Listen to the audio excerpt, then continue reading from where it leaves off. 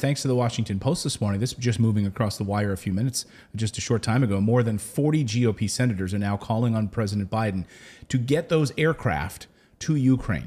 These are the aircraft, of course, that would basically lead us into World War III.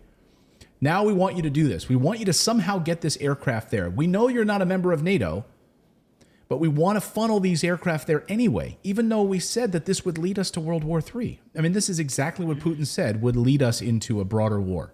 Right.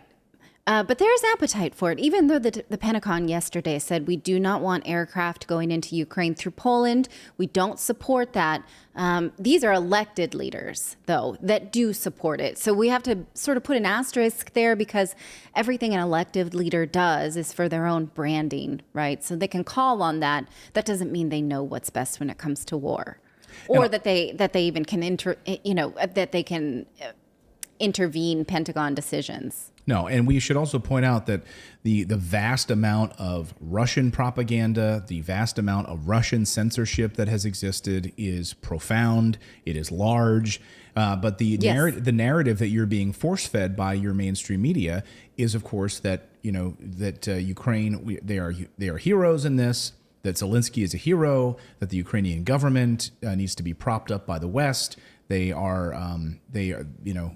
it's an extension of democracy. They stand for our democratic values, and that's the narrative that you're being spoon-fed.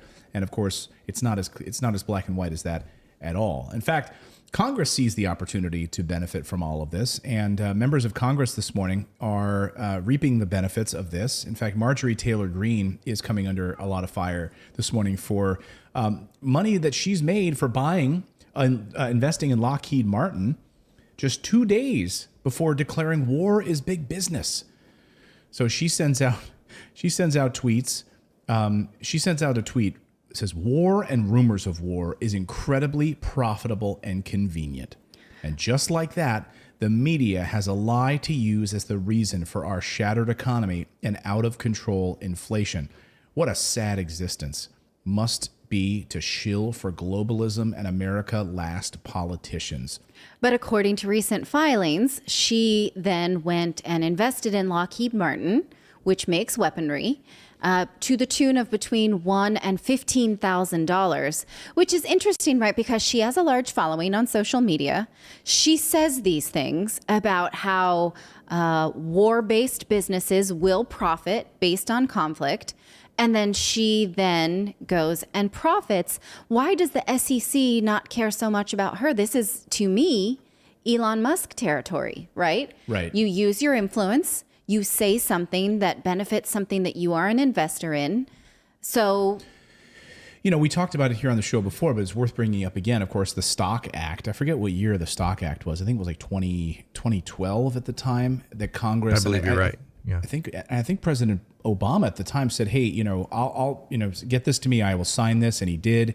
And then, like a year later, all of it was like gutted. They started like removing pieces of the Stock Act so that now you didn't have to disclose, or they didn't have to make announcements about who was investing. So it's like Congress. Well, they did that. They went.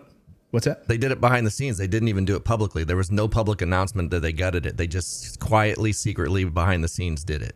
Yeah. Right.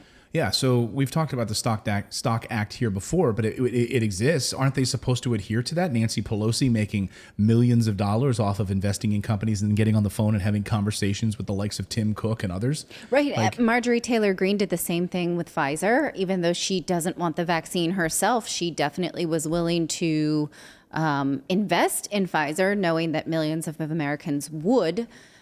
So again, I come back to it's not right, but I can't hate the player. I hate the game. Yeah, I mean, like she knows, like I'm going to have these meetings. We are going to send $13 billion into this war, into this conflict. And guess what? I'm going to invest a few days before we do it because I have insider information about it. That's exactly what happens here. Did we lose our signal? I don't think so. Okay, I just saw someone in the chat. Edward Smith says lost you. I just want to make sure. Oh, no, we're here. Yeah. So again, this is exactly what's been happening. It's going to continue to happen. And, again, like as Robert Reich tweets, did you know that 51 members of Congress and their spouses own up to $5.8 million worth of defense contractor stocks? Personally, I don't think members of Congress should profit from wars they send other people to fight. Okay, and then let's one more time go back to this Washington Post headline. More than 40 GOP senators urge Biden to transfer aircraft. Are these things unrelated? It's very hard to say that they're not. Right. I would love to know the 40 that, I mean, to see how, what their stock portfolio looks like. Do you stand to benefit? Are you an investor in these particular, in these particular companies, Lockheed Martin, Boeing, et cetera, that stand to make this money from this transfer of aircraft? If you like this content, be sure to subscribe to the channel. Also, we have a membership program. For the price of a cup of coffee once a month, you can support independent journalism just by going to morninginvest.com/join. You get access to exclusive videos, plus the ability to join and chat with us live. We really appreciate your subscription, and you are supporting independent journalism.